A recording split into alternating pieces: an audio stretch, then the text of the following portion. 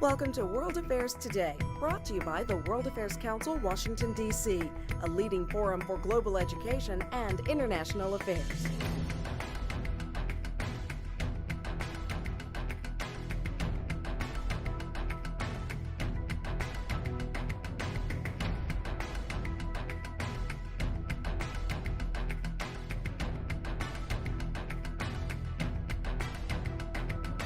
Good evening.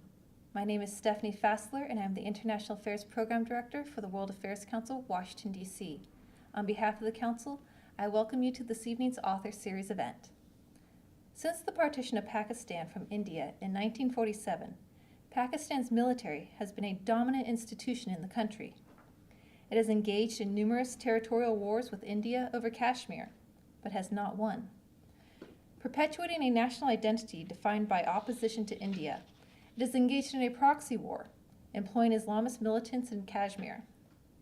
Similar groups received, at the minimum, tacit support for fighting in Afghanistan in the 1980s and 2000s. Pakistan now faces significant internal threats from these same groups, as well as being left behind as India develops a more prominent global image. To further elaborate on Pakistan's military's continued employment of policies and strategies which appear to perpetuate its insecurity is Dr. Christine Fair. Dr. Fair is an assistant professor at Georgetown University's Center for Peace and Security Studies. She has served as a senior political scientist with the RAND Corporation and a senior research associate in the Center for Conflict Analysis and Prevention at the United States Institute for Peace. She serves as a member of the American Institute of Pakistan Studies and on the editorial board of multiple publications, including Asia Policy and India Review.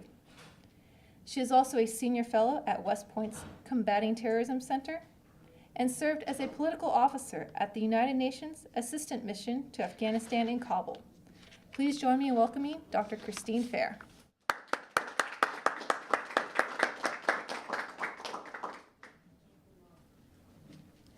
Thank you guys for coming out and braving the lousy weather and colds and all that good stuff. So hopefully I won't bore you too much.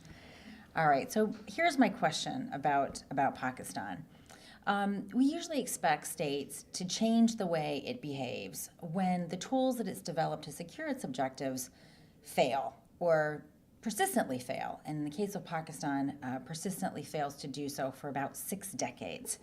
So as you heard in the opening remarks, Pakistan has launched 3 wars with India, specifically over Kashmir in 1947, 65, and 1999. It's also launched an enduring proxy war, trying to use terrorists to force India to concede, to make some sort of territorial concession with respect to Kashmir and Pakistan. And it lost half of its territory in the 1971 war, which it fought with India. And in that war, it also lost half of its population when East Pakistan became Bangladesh.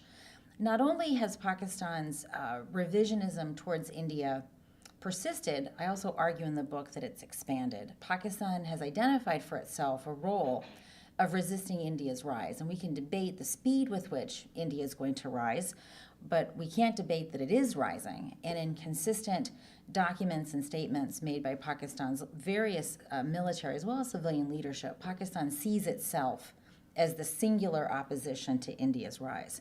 Now, this would be a problem in its own terms in the sense that for 6 decades, Pakistan has pursued these policies with very little success. But it's even a larger problem for another reason.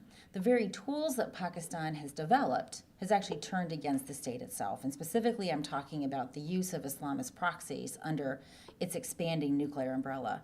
As you know, Pakistan has witnessed, the numbers actually vary.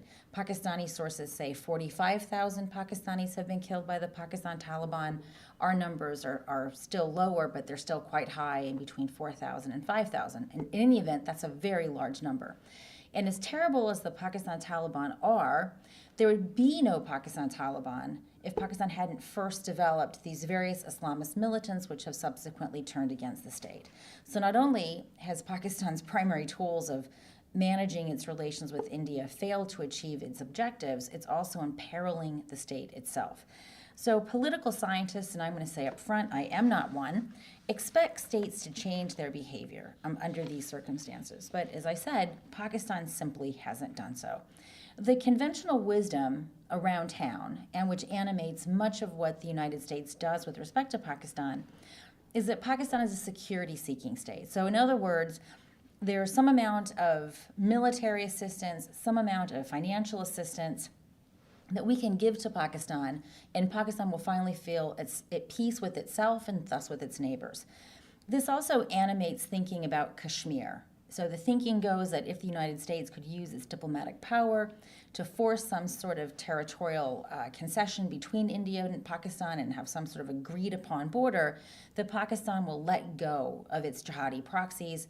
And then by extension, it no longer has to be worried about Afghanistan, and it no longer needs to support groups like the Taliban. And so this gives rise to this thinking that it's more or less characterized as a grand bargain, right? That if we can resolve the issue between India and Pakistan and Kashmir, we can also solve the issues that exist between Afghanistan and Pakistan.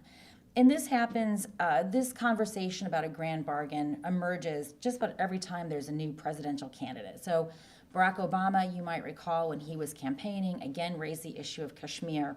He wanted to appoint an emissary that would be the special representative to Afghanistan, Pakistan, and India until the Indians said, no way, we won't give that person a visa.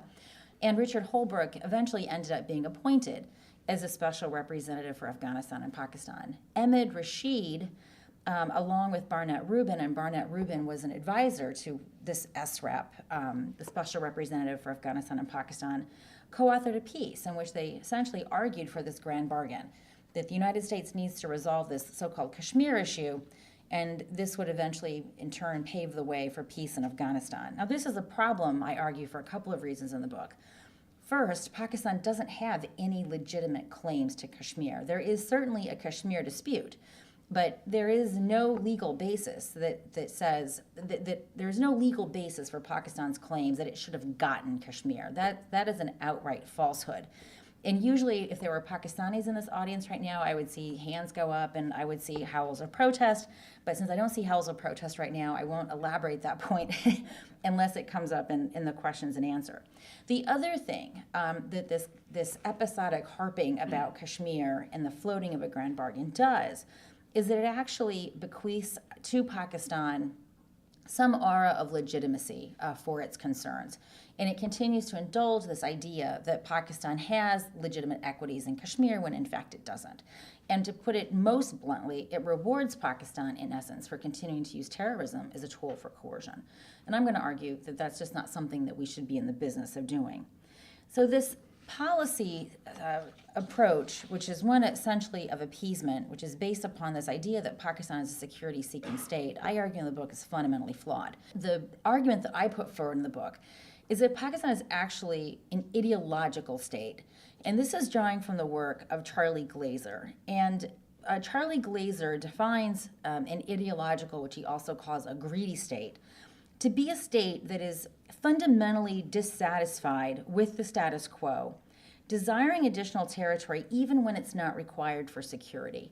Now, what's interesting about this is that Pakistan could make an argument about Kashmir that's rooted in security concerns. For the most part, it hasn't done so. And this is actually quite puzzling because that's actually fairly low-hanging fruit.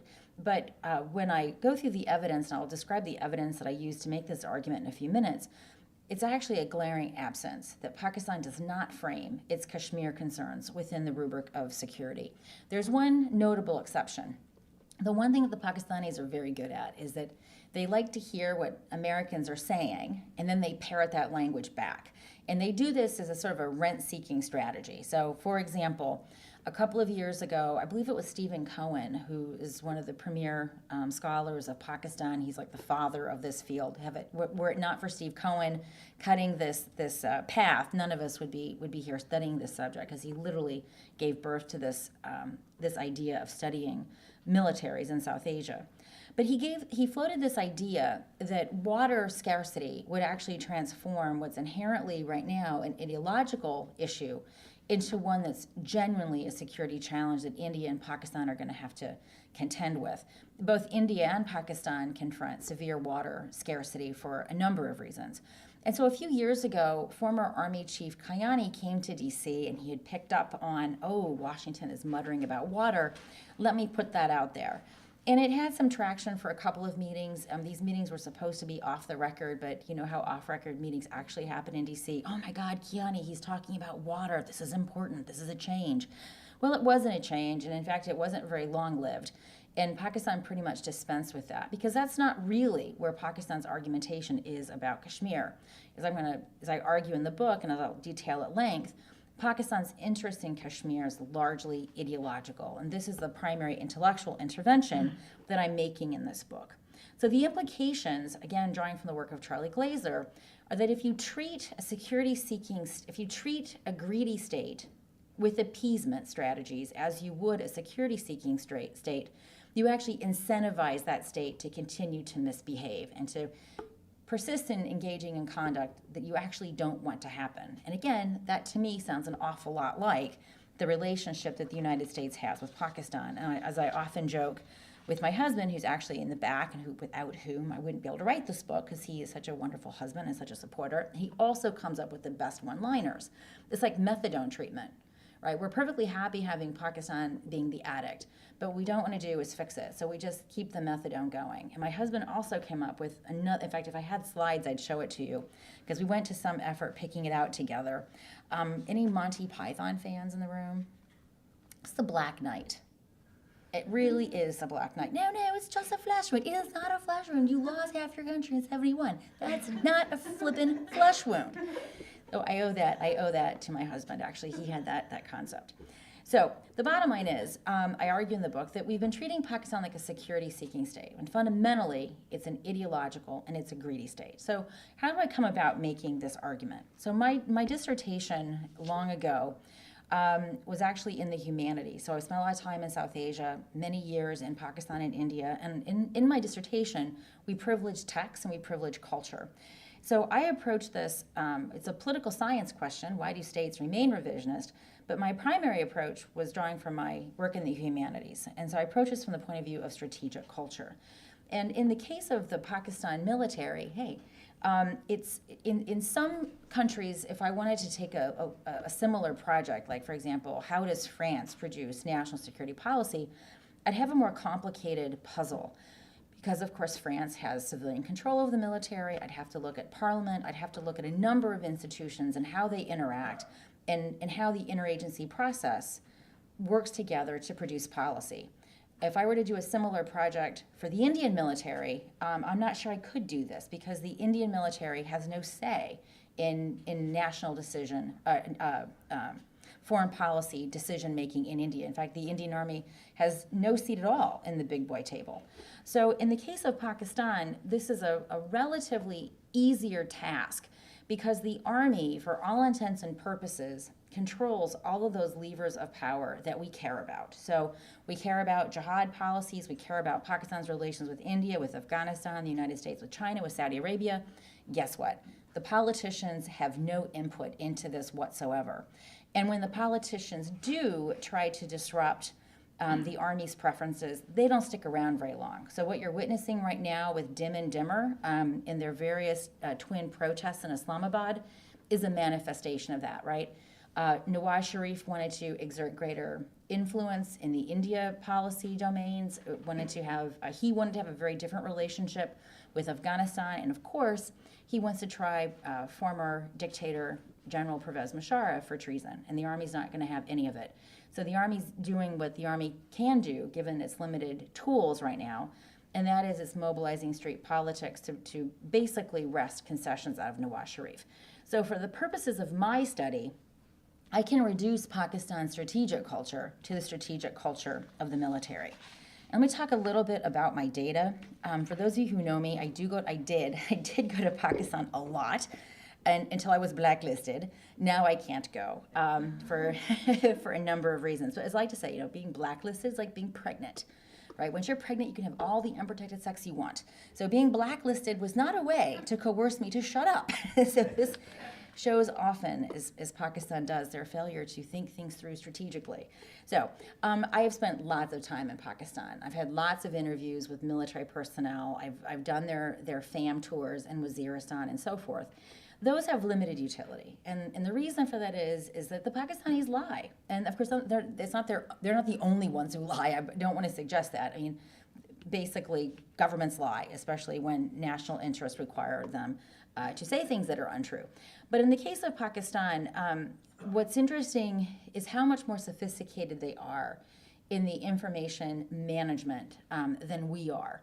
So the Pakistanis that handle us, they literally have a folder, and virtually every correspondence about a particular issue is in that file. American counterparts are typically young.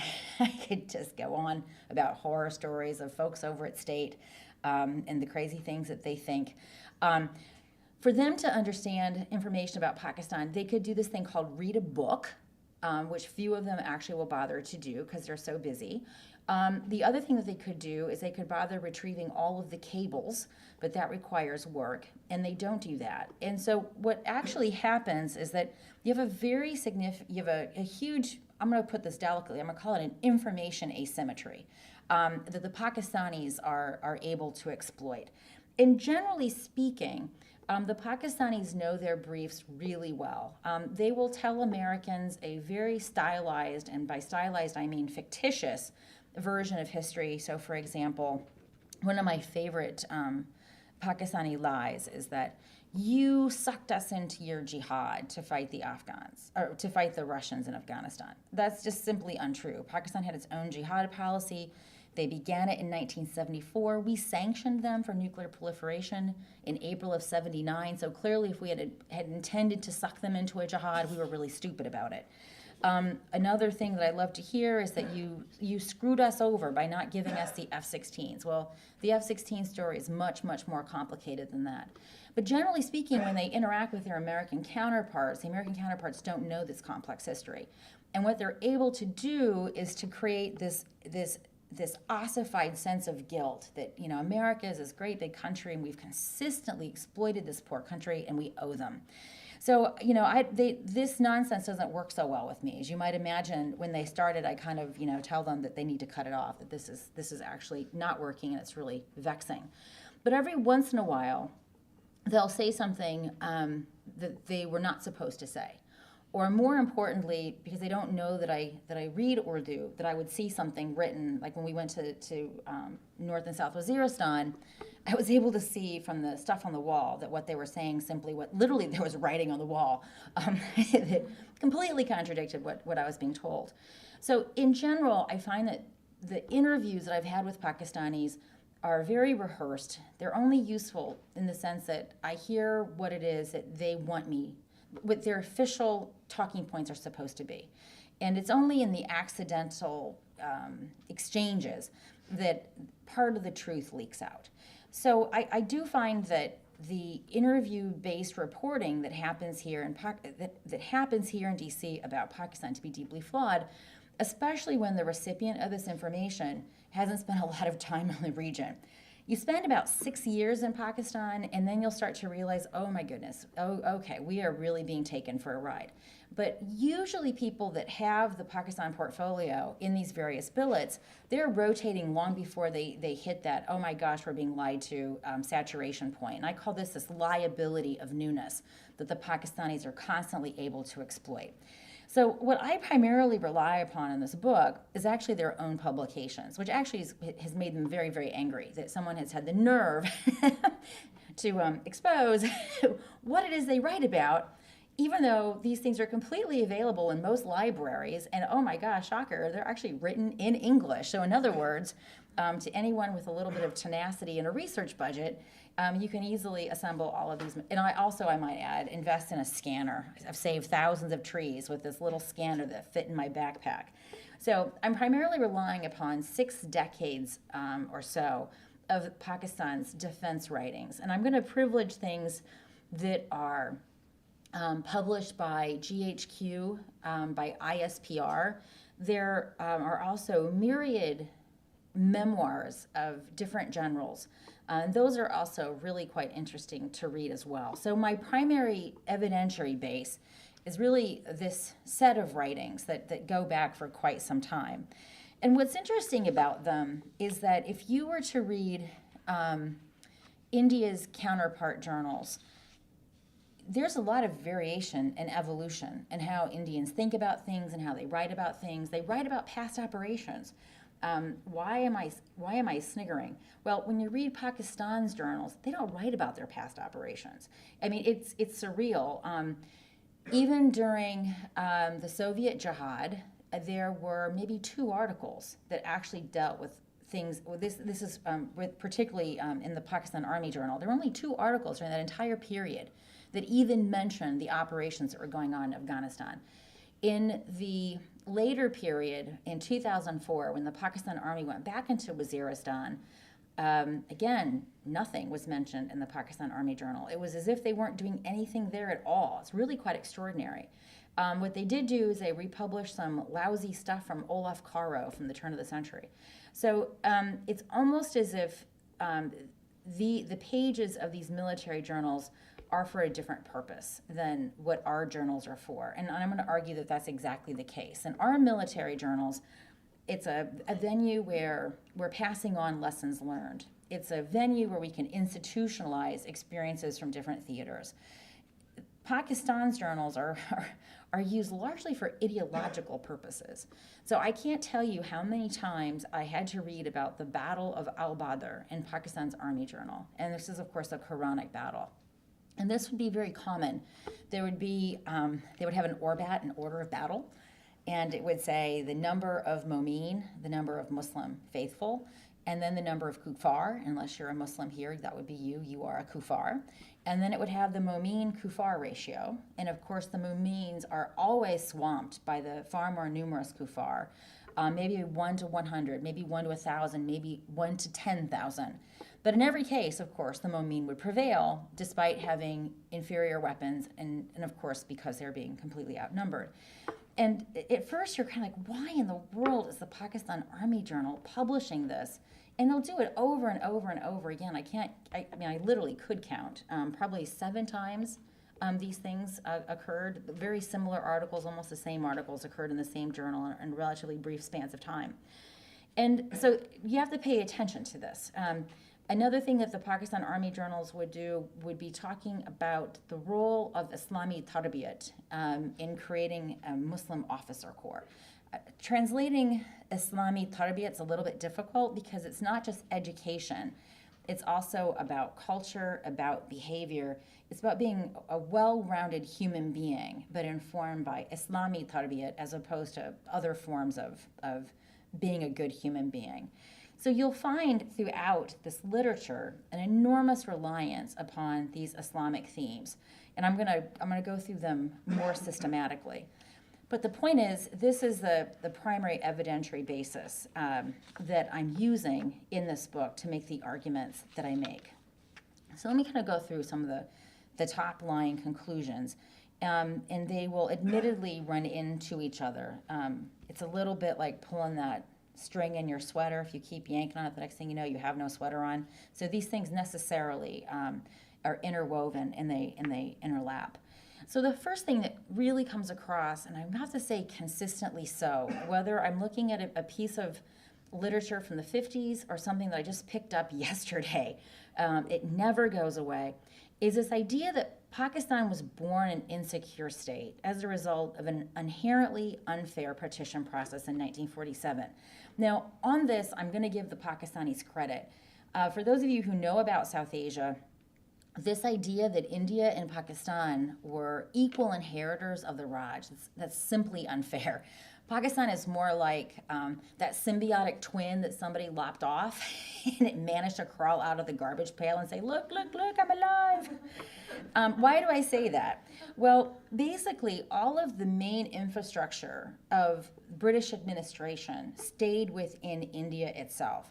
So whether it was the Indian Administrative Service, whether it was all of the military training facilities except for the facility out in Quetta, obviously all the ordnance factories, everything that was important stayed within India. The part that became what is now Pakistan, West Pakistan, also had a very different experience from a different experience of colonialism from those parts that became India. So when I talked about this in my class, I like to remind my students that the Brits rolled up in Bengal at about the 16th century, right? The 16th century. NWFP became a province within the Raj only in the early 20th century. So we're looking at hundreds of years of difference and hundreds of years of different levels of exposure to bureaucratization.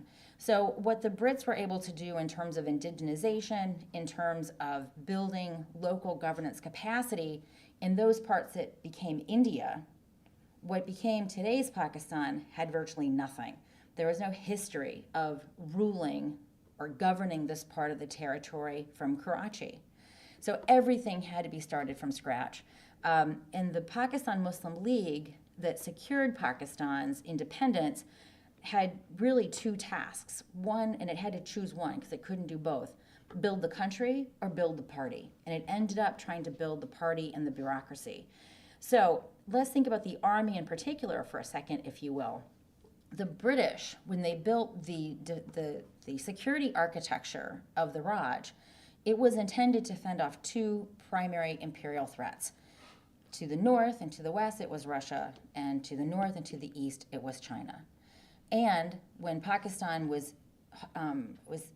cleaved off from the Raj, it had maybe a tenth of the resources of the Raj to contend with what was seen to be the most active and worrisome threat frontier. So this idea of strategic depth that you hear so much about, so many people want to say that this is new. It's not. They actually inherited it from the British. And you can imagine what GHQ, and of course the first army chief was not actually Pakistani, right? He made a Brit. Ayub Khan was the first army chief. So imagine what you must have felt like if you were Pakistan's early leaders. You had to set up a country virtually from nothing. And the first thing that happened was Pakistan went to war with India. And this meant that India was not at all inclined to give Pakistan its due share and its financial remuneration for those parts, those fixed assets that obviously couldn't be transferred to Pakistan. And why didn't India want to do this? Because Pakistan started the war. So this idea that Pakistan was born an insecure state and that partition was both unfinished and also unfair animates much of what the Army continues to say and to think about India. Related to this is this notion of the Pakistan Army having to defend the ideology as well as the geography of Pakistan. Actually, today on the Twitter sphere, Hamid Gul gave another speech about why the ISI has to protect Pakistan's ideology. So this is actually, this every day you can find some current or former general opining about the importance of Pakistan's ideology. Why in the world does it do this? If the American Army if the American Army chief were to say our job is to defend the American ideology, he would be sacked. I'm pretty sure he'd be sacked. I hope he would be sacked. If the Indian Army chief made a similar statement, he would most certainly be sacked. So what does this mean? So first of all, what is the ideology of Pakistan? The ideology is the two-nation theory and of course, tightly intertwined with that, this notion of Islam. The two-nation theory, Pakistanis in their Pakistani classes learn a very selective retelling of what the two-nation theory was. So Muhammad Ali Jinnah used this idea of the two-nation theory. Initially, it was supposed to be a political argument that said Muslims and Hindus are equal nations. We might be fewer in number than Hindus, but we're equal nations. And he actually had hoped to use the two-nation theory to secure equal number of votes in a unified parliament in a unified India. Of course, the Indian National Congress said that's absolutely crazy. We're not going to make that concession. And both the Muslim League, which was led by Jinnah, and the Indian National Congress, as they couldn't agree about this formulation going forward, they were also very afraid that the British would change their mind about the accelerated plan of departing from the subcontinent. And basically they said, Indian National Congress said, screw it, have your Pakistan. And so in some sense, Jinnah wasn't able to imagine how to set up this Pakistan because many people think he really didn't expect to get Pakistan. The idea that Pakistan was going to be an independent state really came late to the game. Now, when Pakistanis learn about the two-nation theory, they learn that from the beginning it meant a demand for an independent Pakistan. That's simply not true. But this idea that that Muslims cannot live together with Hindus is the fundamental undergirding concept of this two-nation theory. And so you will find Pakistan army chiefs saying, and virtually every single one of them has said it, that the only way that there can be peace between India and Pakistan is if India accepts the two-nation theory. Now, of course, India can't accept the two-nation theory, because if India were to accept the two-nation theory, that is completely orthogonal to India's own argument about its own nationhood. That is, that every ethnicity, every religious community can live with equal rights and protections of the state. So this is clearly a demand that's unreasonable. So why does the Pakistan army make this argument? Well, it's very simple. Without adhering to this demand, they have no legitimate claim on Kashmir, right? Their argument upon Kashmir is largely ideological. Without Kashmir, partition is not complete because Kashmir is the only Muslim dominant state. So part of, you have this sort of vicious circle in terms of Pakistan, the army's imagination about its ideology and its demands upon Kashmir. You both have to have this support for the ideology to support the demand for Kashmir, and if you let go of the demand for Kashmir, you're letting go of Pakistan's ideology.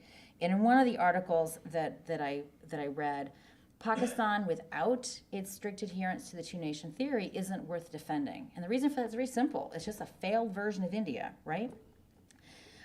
Very closely related to this is that India is depicted as civilizationally Hindu. Now, I know this just sounds really crazy, but if you read their literature, and by the way, a really easy source for you to go if you find that you're not able to wake up in the morning without enough coffee and you just want to have the fear of dog put in you, go and read Hilal. Hilal. It's published by ISPR. You can get it on their website. It's published monthly. And just about every month, there's going to be some crazy article in there that you can't believe some fool actually wrote, but there it is, and you can read it. So this idea that India is civilizationally Hindu is, of course, part and parcel to its obsession with the two-nation theory. It's also closely related to this other concept that you see in its defense literature, and that is that every war that Pakistan has fought has been a defensive jihad. So, I taught at LUMS a few years ago. If you've got Pakistani friends and associates, ask them what they were taught in school. India started every war, according to the Pakistani curriculum. And of course, this isn't true. Actually, Pakistan started every war, with the possible exception of the 1971 war, and that was a very different critter that we can discuss if there's any interest in that. So in Pakistan's ideology, or in the Army's retelling of its history and relations with India, India started every war, and therefore Pakistan's response to it has been a defensive jihad. And you'll see in its literature, the defense literature, going back to the 50s, that Pakistan began nursing this idea of infiltration. And what's actually interesting about that is that they learned that from us. So from 1954, the Americans and the Pakistanis were tied through the Mutual Defense Pact, and also through CETO, the Southeast Asia Treaty Organization, and CENTO, the Central Treaty Organization, formerly known as the Baghdad Pact until Iraq pulled out. The Americans were not actually a partner. We were only an observer to CENTO. But of course, we were partners with Pakistan because we wanted Pakistan to help us fight insurgencies, particularly in Southeast Asia. And what the Pakistanis were learning from our training materials was how to wage an insurgency. So I've got this one article that basically identifies a whole checklist of all the things that they need to do to sustain an insurgency in a jungle, mountainous terrain. Now, they don't say Kashmir, but you'd have to be pretty much a doofus to not realize that this is Kashmir. And so this idea of infiltration, of people's war, of non-state actors being an element of Pakistani strategy to manage India, a much larger nemesis, you see in Pakistan's literature very, very early, literally from the first issue that's available from the Pakistan Army Journal. And so I want to point out at this moment that this is very much in contradistinction to the conventional wisdom that Pakistan began doing this stuff in the 1990s. Pakistan has been doing this since the beginning. And as a reminder, the very first war it fought in 1947 was initiated when tribal marauders, with support from both provincial government as well as federal government, went into Kashmir and sought to seize that territory for Pakistan. Pakistan rightly concluded in that case that maybe this isn't a bad idea. Had it not been for those marauders, Pakistan would have had none of Kashmir as opposed to about half of Kashmir.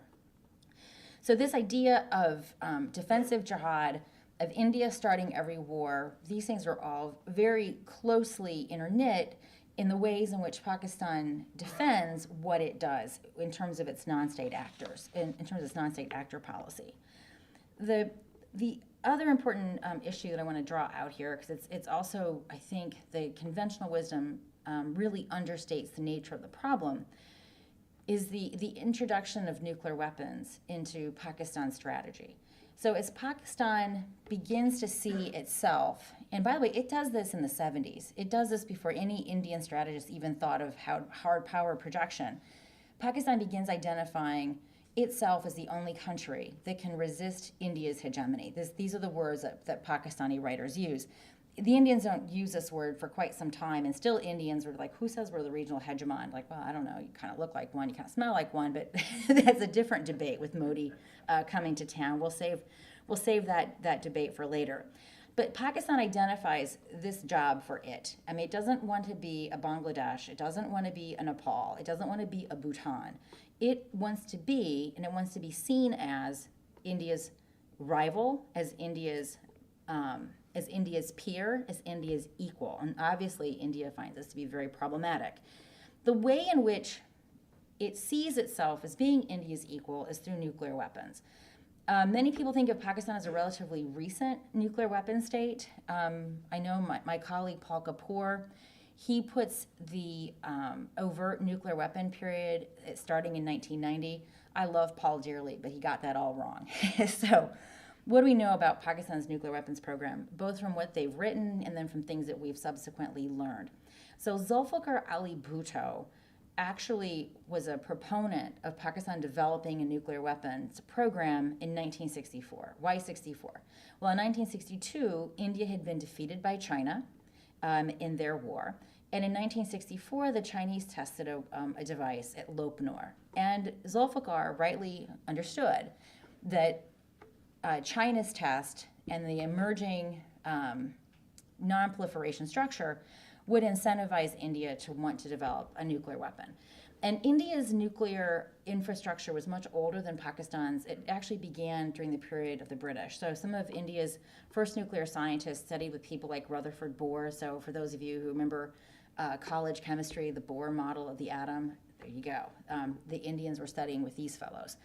In contrast, Pakistan's program didn't really exist at all, except on paper. And when it did exist on paper, it began in the 50s. And it was just basically a lousy office covered with a bunch of crap.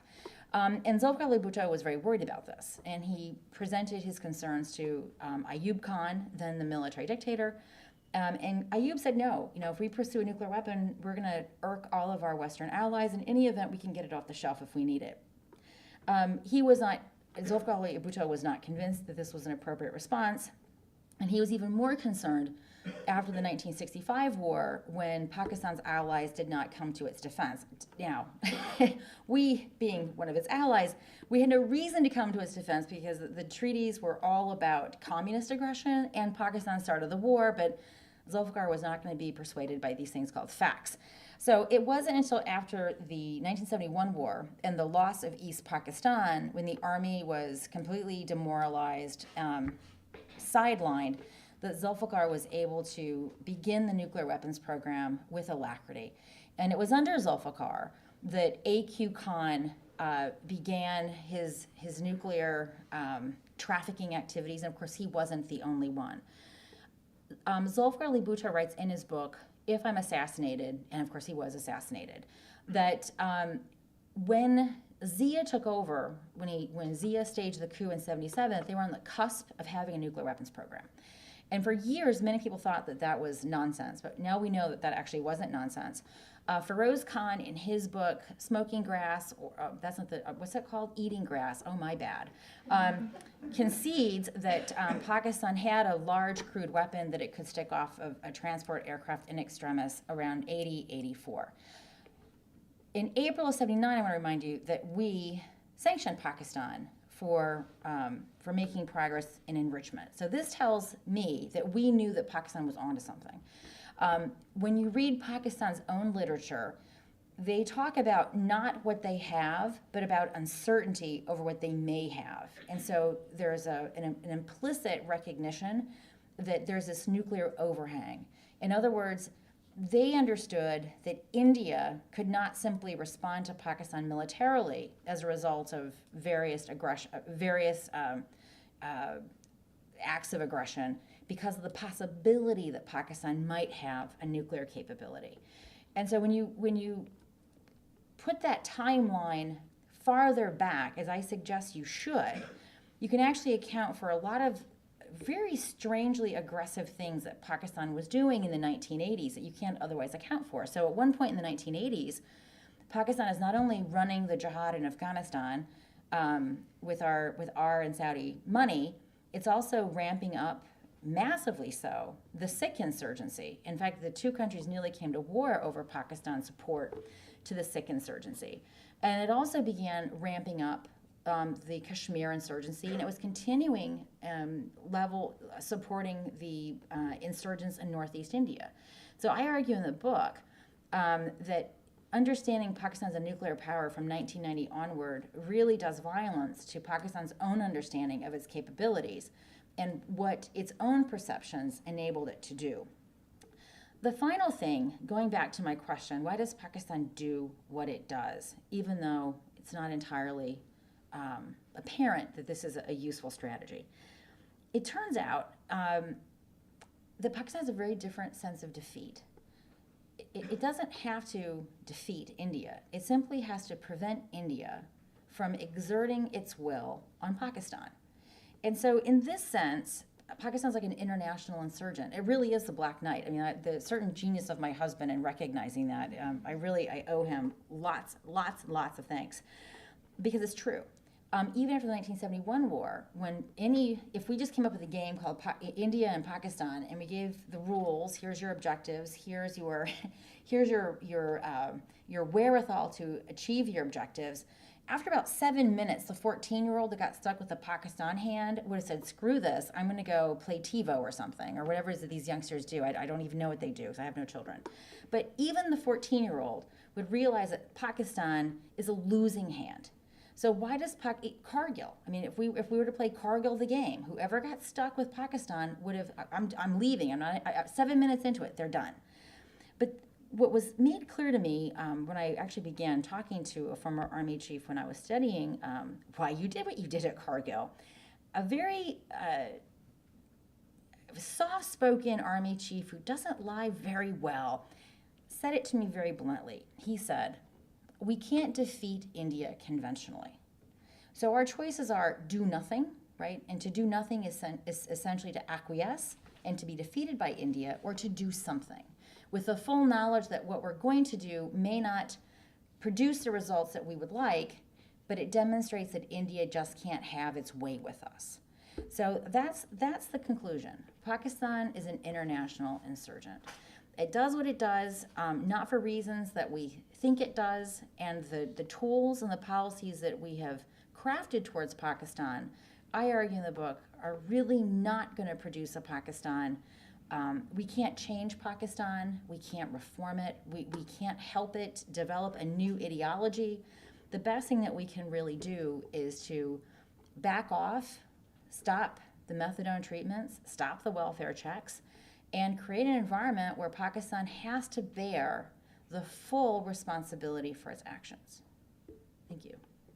I have a question in regards to Pakistan's strategies and how you recommend the U.S. extricate itself from the region in terms of foreign policy. If you say that Pakistan's strategies have failed, categorically they failed in achieving their goals, how do you suggest by ending appeasement do we resolve the issue of their having nuclear weapons and the possibility of nuclear war between India and Pakistan? Okay, so I didn't recommend that we retrench from the region. So let me clarify what I'm advocating. The first thing we have to realize about Pakistan's nuclear weapons is that it's a pretty common refrain around town that sanctions failed. That's because they have the people who make that argument have a really bad understanding of our sanction policy. They didn't fail; they weren't ever in place, right? Because we put sanctions in place in April '79, and then as soon as the Soviets crossed the Amu Darya. And actually a little before that, because the summer of 1979, the Carter administration decided that it was going to have to relax its concerns about nonproliferation to find some way of working with Pakistan. So in that very crucial period, in fact, the Carter administration was even contemplating sanctioning Pakistan in '77. So within that crucial period when Pakistan was on the threshold, the U.S. government decided that it was not going to prioritize non-proliferation concerns, and it was instead going to continue investing in Pakistan because of the Soviet threat, with full knowledge that it was continuing to proliferate. So here's the problem that we have. And by the way, this was why we have the Pressler Amendment. The Pressler Amendment wasn't written to punish Pakistan; it was written to allow the U.S. government to continue funding Pakistan despite the interagency concerns that it was proliferating. So in 1990, and the Pressler Amendment was, I might add, was passed in 1985. So we're at this, I'm of the view that whatever could have been done to prevent Pakistan from proliferating really wasn't tried in earnest. And that's a very different story from saying sanctions failed, because I'm saying sanctions were never actually applied in earnest during that period when they actually mattered. So here is our real problem with Pakistan. Pakistan uses nuclear weapons to coerce India, as you noted. So, for example, after the Jaish-e-Mohammed attack on the Indian parliament, there was a very large mobilization. India eventually backed down. So nuclear optimists would say that nuclear deterrence held, right? That it prevented a large-scale conflict from breaking out. The problem with that is that nuclear weapons also enabled these low-level incursions to take place in the first place, right? Pakistan, under its nuclear umbrella, with greater impunity, supports these non-state actors. All right, so the other thing that it does with its nuclear weapons is it compels us. Because when we see these episodes, the Americans, the first thing that we do is we go sit on the Indians. And we say, don't do anything to provoke. Just sit there and just take it. And the other way in which Pakistan compels us or coerces us with its nuclear weapons is that they know that we're afraid of the Islamist barbarians of the nuclear gate. That's why we want a big giant embassy, so we can have a big aid program, so we can put spies in there, right? So I don't articulate this in this book, but where I've articulated elsewhere, is that what we have to do is take ourselves out of this coercion loop, because basically the Pakistanis rely upon us to shield them from the consequences of their own behavior. So this means making it very clear that we're no longer going to play the broker. Did you ever see Popeye when you were a kid? Yes. Okay, so you remember, and then it pans out, and there's just holding right here on his forehead, right? We have to stop doing this, putting our hand on the forehead, and just let him go at it. And by communicating that very clearly, then the ball is in India's court. How will the Indians respond to this? And this, the Indians themselves are really in a state of flux about how they want to handle this Pakistan issue. The Vajpayee government was floating this idea of cold start. Manmohan Singh got cold feet. I'm anticipating Modi is going to try to create something between do nothing and do everything to try to create some flexibility. But what I'm going to argue is that we have to stop playing the umpire, because Pakistan relies upon us to play the umpire. The second thing that we really need to do is that we need to get over this idea that we can purchase influence with the Pakistanis. In other words, that just by being there, we have influence and insights into their nuclear weapons program. If we do have those things, I don't see any evidence of it. So in this sense, I'm also an advocate of taking us out of their coercion loop. If your weapons, in which we know their nuclear signature to some first order approximation because we have some pretty good intel about their proliferation, if your materials fall into the hands of non-state actors and they're used nefariously, we're going to hold you responsible because you say you're a responsible nuclear weapon state. And so this is another way of pulling us out of their coercion loop, because ultimately what they're trying to do is make sure that we never leave and take our checkbook with us. Now, this does not mean don't engage. I'm not saying write them off and do nothing, but I think we should treat them more like the Soviet Union, right, than an ally. And what do we do with the Soviet Union? We collaborated and cooperated when it served our purposes. We never cut off intelligence ties. We never cut off our ambassadorial connections. We never closed down our embassies. But we also were under no illusions that this country is an ally. And I think for too long, we have wanted to treat Pakistan like it's a friend because the reality that it's not is just too hard to swallow. But I think that is the reality. It's not a friend. It's more of an enemy than it is anything else. Hi, my name is Monica, and I'm a former student at the United States International University, which is in Kenya. And I'm interested in future study. So, in a nutshell, what do you think, as an expert in the topic, what do you think is the future of India and Pakistan? Well, so India, right? So look, India has a challenge, right? Prime Minister Modi has a past which everyone knows very well. Now, I will say, Modi did make a really important speech in front of the Lok Sabha, saying that India has to address the various disparities that Muslims experience in India. There was a really important report that the government of India did a few years ago that laid out in really clear detail how disadvantaged Muslims are, even relative to the lowest castes that exist in India's social structure.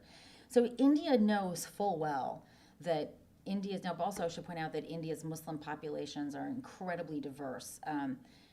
In Kerala, for example, very high degrees of human capital development, whereas in the north tends to be lower in human capital development because those were primarily the wealthier families, the educated families. Many of those fled to Pakistan, and essentially a brain drain. So I don't want you to think that there is a India Muslim population. That's just not true. And you've also seen the arrival of Indian Muslim political parties that are Muslim-led, but they're not Islamist. And in some cases, their primary competitors are caste-based political parties.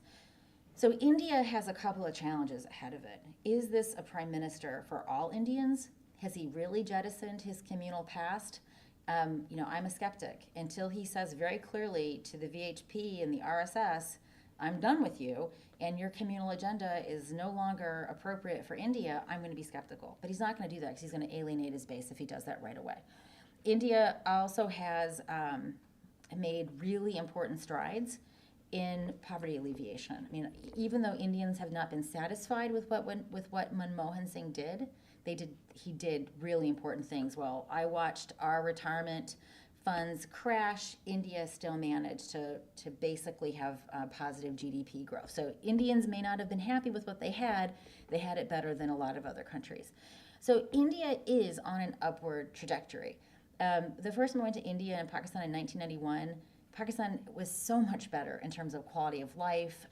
That's just reversed. I mean, India has just made leaps and bounds forward in terms of empowerment of women, in terms of fully employing women in their human capital and in the labor market. It's just unspeakable, the differences. So in some sense, you can't compare India and Pakistan. The only reason we speak of them in the same sentence is because Pakistan has a revisionist agenda. India wouldn't care about Pakistan if it weren't for Pakistan sending terrorists to India. So I don't necessarily like to even discuss them in the same sentence because they share a border, but they don't share a destiny. Pakistan has big problems. When Pakistan chose to make Islam its national identity, it created for itself the problem that it's currently in. When it passed the objectives resolution that basically said we're going to be a country beholden to the laws of Allah, it created a permanent job for the ulama to say who is an appropriate Muslim and who's Muslim enough. And that's never something you want to trust to religious entrepreneurs, not in any country, not here, not in Pakistan, not anywhere. They first, and of course the first problem with this was that you had 25% of Pakistan's population weren't even Muslim, right? They were Hindu, mostly in East Pakistan, but also Sikh, Christian, mostly Sikh, Christian, and Hindu, with the largest concentration being the Hindus in East Pakistan. So they were already excluded from the state project. Once you've excluded them, and in some sense the succession of East Pakistan clarified that, because you got rid of most of Pakistan's Hindus, they began going after Shia, they began going after Ahmadiyya. And when this ideology became fused with the tools of Pakistan's foreign policy, which was creating a veritable zoo of these Islamist militants, you create a situation that Pakistan cannot easily escape from. Now these Deobandi militants, and Deobandism is a particular sectarian tradition in Pakistan. By the way, it's the same tradition that the Pakistan Taliban, the Afghan Taliban, these anti-Shia groups espouse. They've now decided that Pakistan's Barelvis, who are the traditional Sufis, are not adequate Muslims, and they're attacking their shrines. And they're doing it, and by the way, the Afghan Taliban did not do this when they were in charge of Afghanistan. They may have put a padlock on the Naqshbandi shrines, but they didn't destroy it. The Pakistan Taliban, in contrast, are destroying these shrines. They're calling them munafiqeen, a variety of other things. So Pakistan, first and foremost, if it wants to get out of this, it needs a different state ideology. It needs a different way of thinking about citizenship and about the Pakistani state project. And given the Pakistan Army's investment to this particular one, and I don't see Pakistan civilian leadership having the testicularity and the vision to put forth a different way forward, and given the path dependency, because so much of this is rooted in Pakistan's curriculum, in its not-so-civil society, it's hard to imagine Pakistan getting out of this. So this does not mean, though, that this doesn't have implications for India and Pakistan, because every time one of these terrorist groups conducts an operation in India, India has to decide, do we want to treat this as a non-state actor without ISI's imprimatur, or are we going to treat it as basically an action that has a return address that says GHQ?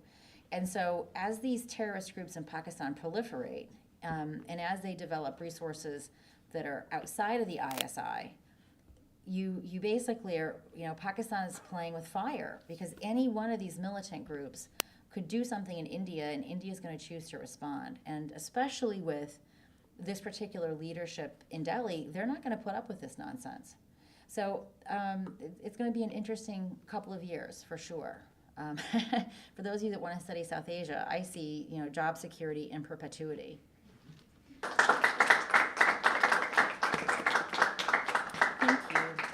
Thank you for joining us for World Affairs Today, a production of the World Affairs Council, Washington, D.C.